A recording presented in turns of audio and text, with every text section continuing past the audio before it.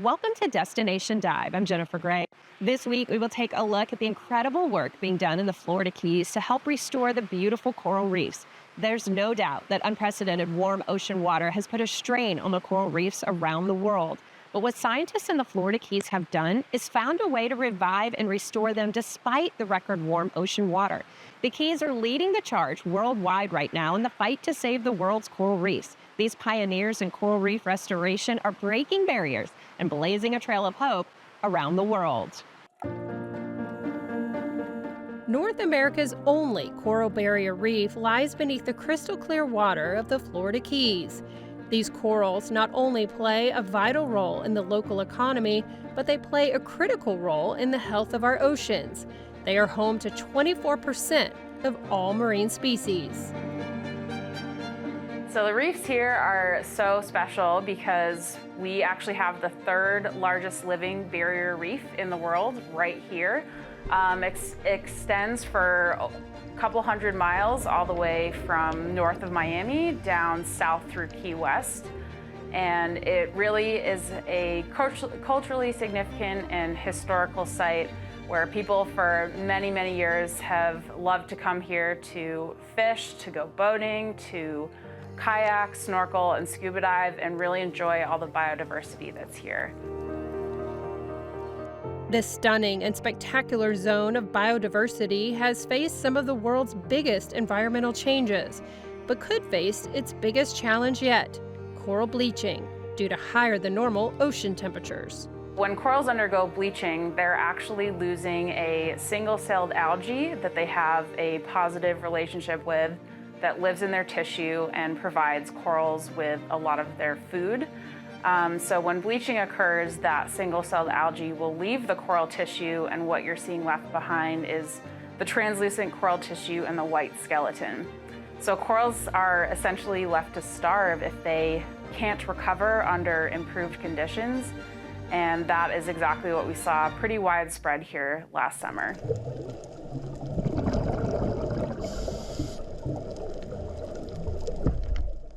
In order to protect and save these corals, local and national experts have joined forces in an effort to make a difference. It's a $100 million multi-decade endeavor in hopes to restore 25% of the coral reefs in the Keys by specifically targeting 7 iconic reefs in the Keys. It's called Mission Iconic Reef.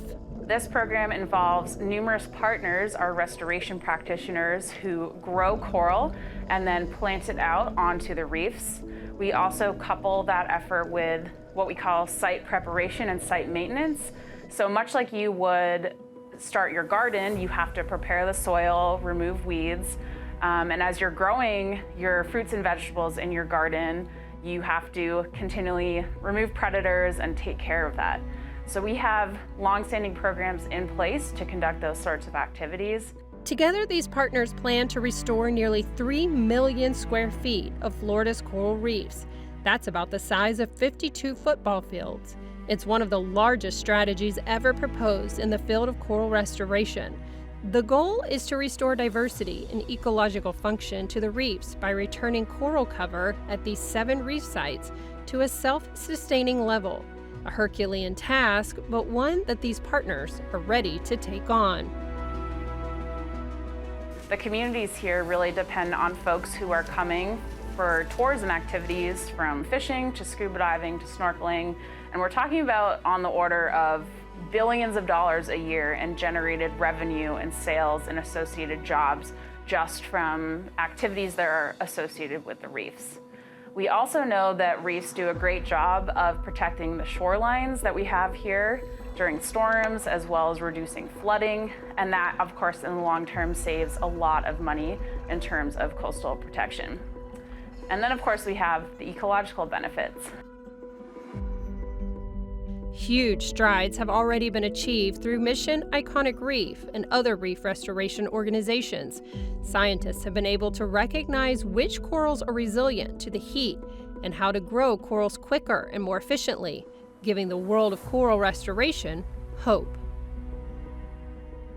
I want my children and my children's children to be able to experience the same wonder that I have just being out and peacefully enjoying the coral reefs, while also always keeping in the back of your mind those incredible benefits that reefs do provide for not only myself, but for my community and the people all around the world that depend on coral reefs as part of their daily lives.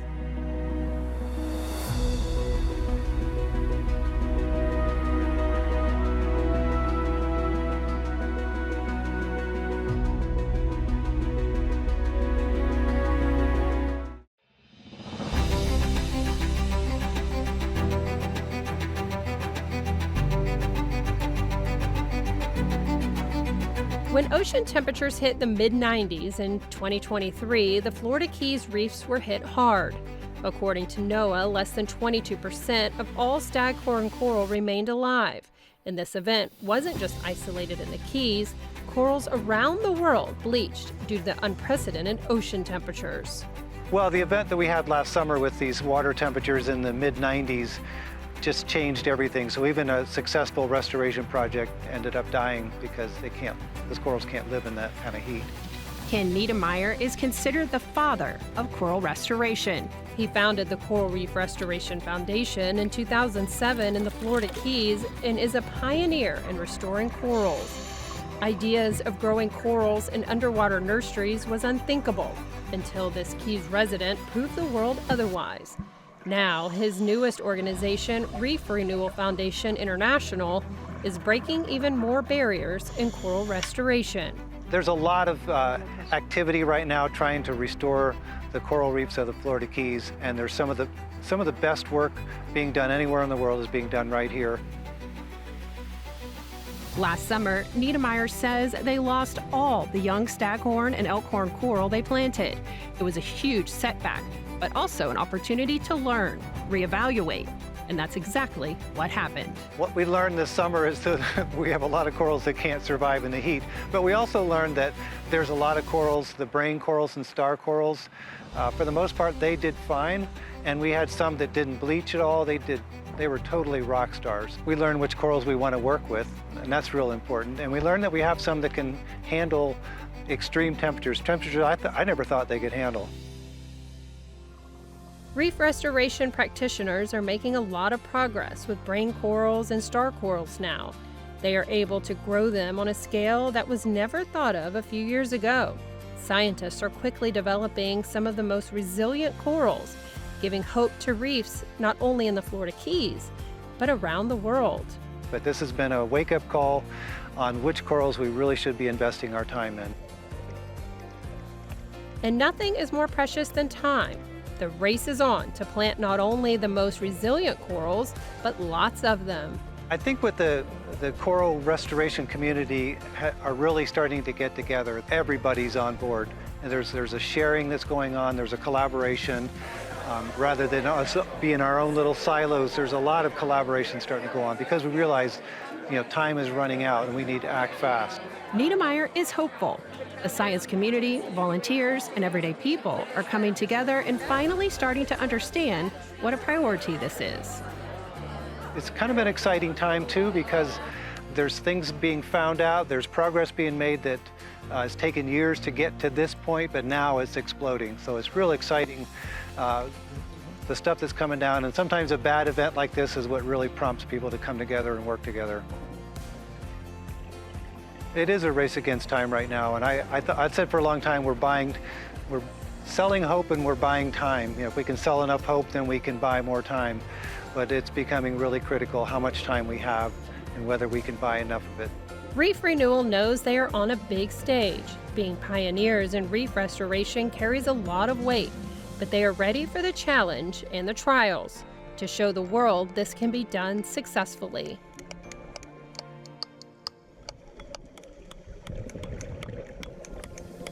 And the rest of the world is watching us, and I think they're going to see a success story. They're going to see progress that they never thought was imaginable. They're going to see our failures too, but we learn from our failures and we get better because of them.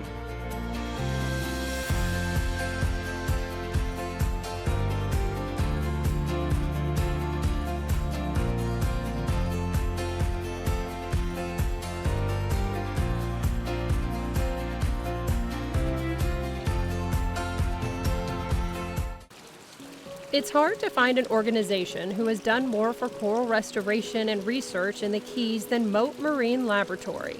From their humble beginnings in a tiny one-room laboratory, Mote has grown to include more than 20 diverse marine research programs. One of those includes the important work being done to identify the corals most resilient to high temperatures, to develop the next generation of super corals. Because instead of hanging our heads and going, woe is me, there's nothing we can do about coral bleaching, there's nothing we can do about diseases and ocean acidification, use science, be innovative with our science, develop new technologies, and that's exactly what Mote has done. The scientists at Mote have gone through the tedious process of identifying thousands of genotypes that occur in every species of coral and determine which of those genotypes are more resilient to increasing water temperatures that cause coral bleaching, ocean acidification, and disease. To much success, they have identified dozens of these resilient corals. Those are the genotypes then that we employ as part of our new microfragmentation and reskinning process that causes the coral through a microfragmentation process to grow 40 to 50 times as fast as they normally would, especially these slow-growing coral. These corals have proven the biggest test of all, the bleaching event of 2023 that killed corals globally, including 3,800 square miles of the Florida Keys National Marine Sanctuary. However, Mote has discovered corals that can withstand the harshest conditions on the planet. We have demonstrated, this is not just hope that we're putting out there. This is demonstrated scientific proof that we can use this genetic resilience approach combined with microfragmentation and reskinning to outplant coral fragments that literally over a 5-year period right here in the Florida Keys survived 2 coral bleaching events that killed coral all around it, survived a Category 4 hurricane that went right over the top of it, and survived the stony coral tissue loss disease that killed over 90% of the coral around it. Survived all of that during a 5-year period, and in a period of only 5 years, that coral fused together, those fragments fused together, and created a coral head that is the size of a 50-year-old coral. While discovering the resilience of these corals and successfully growing them is a huge win, another hurdle is winning the support of the general public and educating them on coral literacy. In decades gone by, there wasn't a really full understanding by the broader community, very well-meaning community, about the negative impacts of simple little things like standing on a coral reef, touching coral, taking coral, where to anchor, where not to anchor. Mote, along with many other organizations, have made huge progress in education of corals and ocean conservation.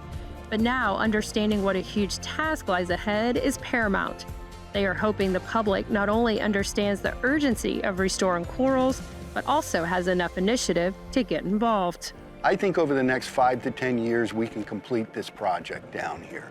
It's going to take the community to get fully engaged in this. It's going to take our visitors that come down. The scientists can't do this by themselves. You don't have enough hands to do it. While corals across the world have been suffering, Mote says they are very much alive, giving us hope for the restoration process. Every single person is breathing right now. As you're listening to this, you're breathing. And over 50 to 80% of the oxygen that you breathe comes from that ocean, not from plants on land. So if you want to continue to breathe, you've got to have a healthy ocean. And in order to have a healthy ocean, you must have healthy rainforests of the sea, which are our coral reefs. So you want to continue to breathe, you need to help us restore these coral reefs.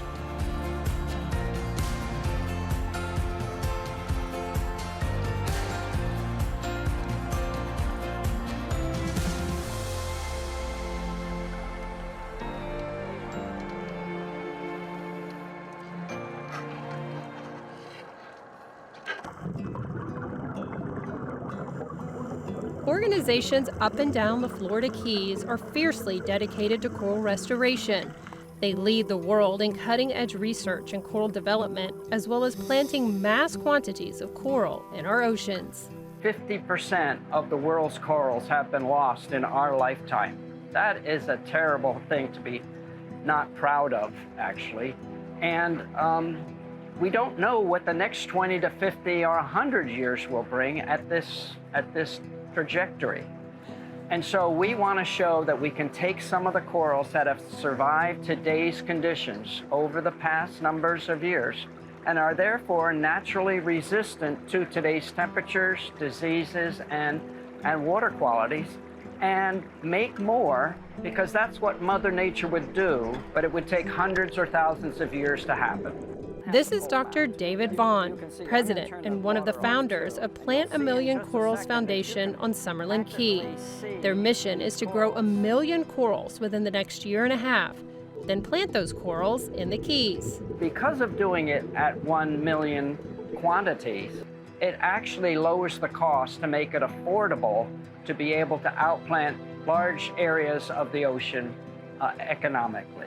Coral restoration has been very much a trial and error effort, finding which corals can withstand extreme temperatures, finding corals that can survive intense hurricanes and not break easily, which corals can grow rapidly. The ocean can be a hostile environment, so finding the perfect recipe for resilience has been key. What they have found is that the larger corals, brain, boulder, mountain, and star corals, are the hardiest, but also typically take a very long time to grow. Until now. By accident, we stumbled upon a technique that is now I termed microfragmentation, where with a specialized saw on land, we can cut these corals into very tiny pieces. It's a saw that was specialized to make coral jewelry. So think of the size of a gem or a diamond in an earring, and that's the size we cut the coral into. And so we get hundreds of pieces, and each piece is triggered because of a wound healing response to grow faster, back to size. So we can produce these from a tiny piece to a large piece in just months instead of years. Plant a Million Corals Foundation can cut 1,000 corals in a single afternoon. It's a massive operation that will require 500 to 1,000 tanks, then the manpower to be able to get the corals planted on the reefs. Everybody knows about tree reforestation. This is now underwater reforestation. I refuse to retire because I'm optimistic that what we can do right now, and timing is important, of saving our coral reefs will make the difference in the future. Corals have been referred to as the canary in a coal mine. They are one of the first species to tell us something is wrong with the ocean. They are affected by small temperature changes, and we're making our oceans even higher temperature change. So we need to be aware of this because the oceans is what really affects the land. Vaughn is urging young people to get involved. We're a private family foundation, and we rely on donations from other family foundations to keep us going. But we can't right now afford to have 50 employees. We can through volunteerism, through student internships, through people who are already retired and wanted to be a marine biologist or wanted to contribute to the oceans they live near. They can do that by volunteering some of their time. Any other questions? Anything I missed? We may only have 28 species of hard corals in the Florida Keys, but if we lose all of them, it would be a shame. But we'll also lose hundreds of species of fish and thousands of species of invertebrates that require a living reef to exist. So we gotta keep our corals alive through these troublesome times till we also solve the stressors such as climate change is impacting. Are you looking to help with the coral restoration process? Go to our website and see how you can get involved. I'm Jennifer Gray. Thanks for watching. See you next time on Destination Dive.